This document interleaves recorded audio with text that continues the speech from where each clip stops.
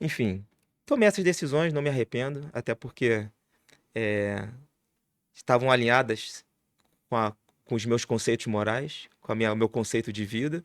Mas talvez se eu não tivesse com essa visão meio nebulosa, que hoje você vê que a gente vive num país nebuloso, né, cara? Cheio de incertezas. Só que hoje eu sou uma outra pessoa. Falei, vamos ver o lado positivo, Deus está no comando.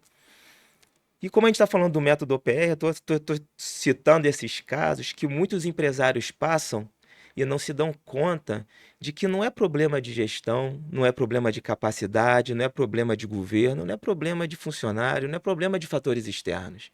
A maior parte, se não todas, não posso falar, né?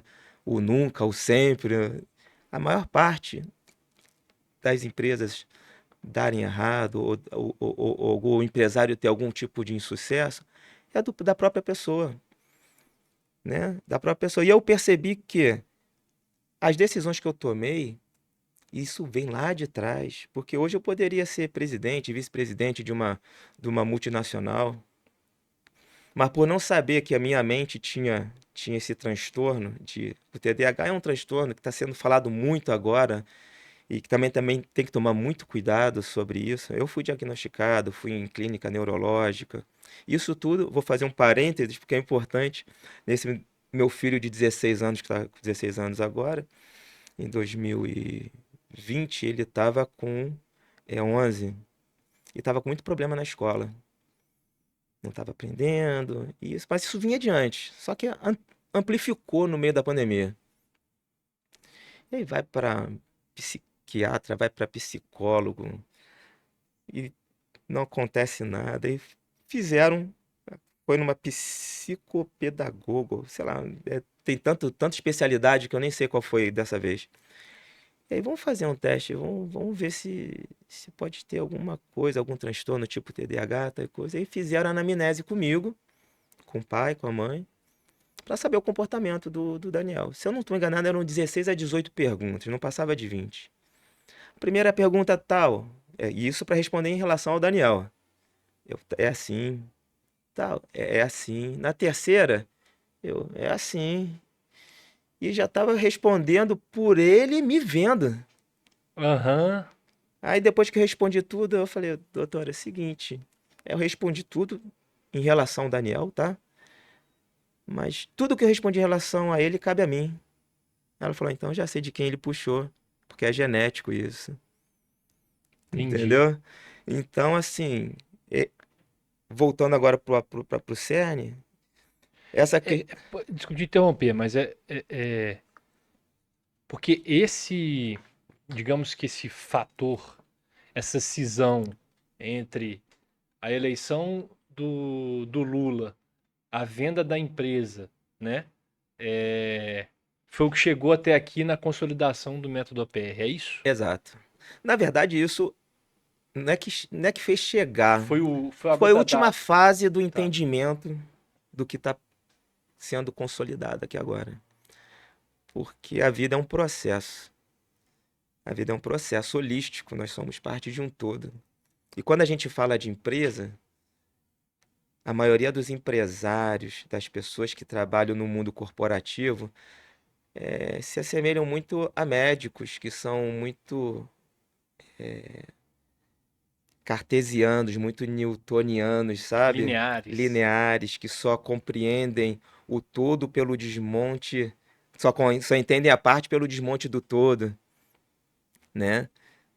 Só que esse todo, no caso do médico, é o corpo, e esse todo, no caso do empresário, é a empresa. Só que para as coisas darem certo, existem vários outros fatores. E dentro desses fatores, o mais importante é o próprio empresário, que acaba abrindo mão da saúde para a empresa dar certo, acaba abrindo mão dos filhos para a empresa dar certo, acaba abrindo mão de um relacionamento para a empresa dar certo, acaba abrindo mão de vários fatores para a empresa dar certo. E beleza, deu certo. Mas o que que deu certo? E aí? E aí? Não é à toa que a gente vê muitas pessoas de sucesso ao final da vida. refletindo sobre o caminho que tomaram. Então, graças a Deus, assim, eu tive a oportunidade, mesmo que tardiamente, isso que eu acredito que foi tarde, acho que eu já te falei isso, que para mim o segredo do sucesso, todo mundo fala, pô, e o sucesso, né? O que que é sucesso? Pô, fulano de tal foi bem sucedido, fulano de tal. Já reparou que toda pessoa bem sucedida, a relação é ou se ela é famosa, ou se ela é importante, ou se ela é rica. Cara, sucesso pra mim não é isso. Sucesso pra mim é a pessoa identificar o propósito dela o quanto antes. O quanto antes na caminhada. Obviamente, para ter esse tipo de discernimento, ela tem que ter caminhado um pouco, tem que ter vivenciado um pouco a experiência aqui na Terra. Mas já tem que já ser conversado. Eu converso isso com meus 5 filhos. O meu 16 anos, que já está próximo da maioridade, eu já estou conversando isso com ele. Eu não incentivo ele a fazer PISME, nem Enem, nem nada, porque esse, esse processo de faculdade, ele já está ultrapassado, sabe? Então, assim, eu tive, a- Continua, eu tive a continua. oportunidade, então, de perceber isso aos 47 anos. Opa, então tem 2 anos que eu estou trabalhando nesse modelo. Já Tem visitei 2 anos que você está rabiscando o método OPR. não só rabiscando, mas experimentando também. Visitando empresas, aplicando, né? E eu identifiquei que 90% das empresas, e eu visitei aí mais de 100 empresas, mais de 90% apresenta uma desorganização no ambiente e na mente do empresário, entendeu?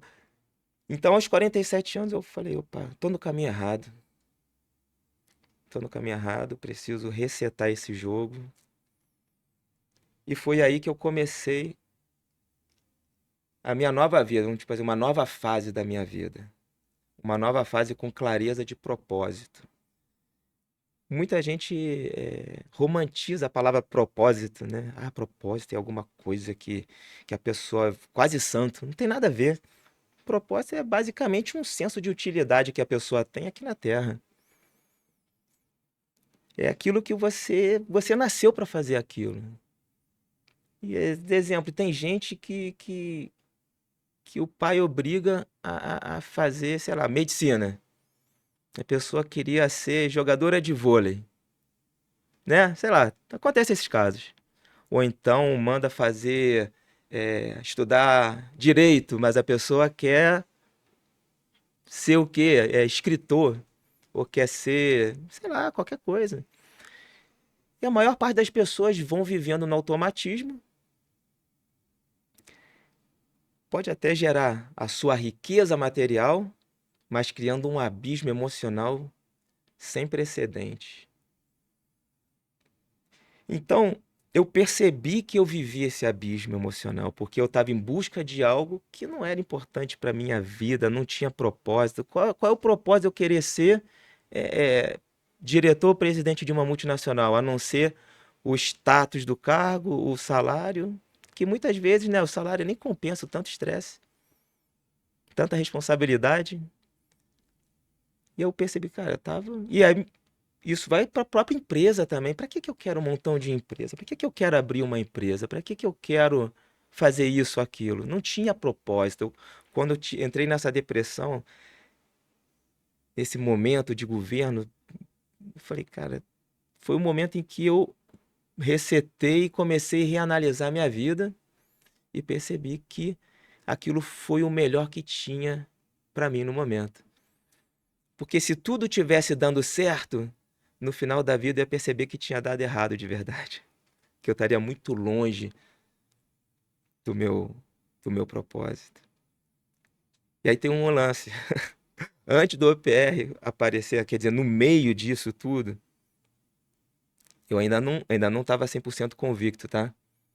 Assim que eu vendi o restaurante, eu falei, quer saber de uma coisa? Eu tô de saco cheio de gente. Eu, cara, funcionário é uma dor de cabeça. E eu nunca tive esse pensamento, tá? Esse pensamento veio no meio caos, né? desse caos, dessa depressão, eu vou, eu gosto de marcenaria, eu abri uma marcenaria para mim, Diogo. Cara, flow total. Chegava às 7 horas, às vezes 5 horas o telefone tocava, eu tinha que pegar meus filhos no colégio. Não almoçava, não bebia água, não ia no banheiro. Flow. Felizaço. Aí, acabei pegando uns projetos que eu tive que abrir mão, porque no meio disso tudo, para você entender como é que o caos ele te leva sempre ao caminho que você tem que exercer, tá? Desculpa te interromper, continua daí, mas isso é importante falar, porque isso é a base, porque hoje na internet as pessoas ensinam como criar um método. Para criar um método tem que ser assim, eu sei. Cara, você está contando, na verdade, uma história de vida, né? O método PR, na verdade, é a produtificação ou a consolidação de uma forma didática de tudo que você está falando. E de tudo que eu vivi, Mas continua a marcenaria. né? Então, assim, como é que a espiritualidade? Eu não abro mão de falar de espiritualidade no âmbito empresarial. Se eu não falar, eu estou omitindo boa parte do que pode vir o sucesso de uma pessoa. Não estou falando do sucesso da empresa.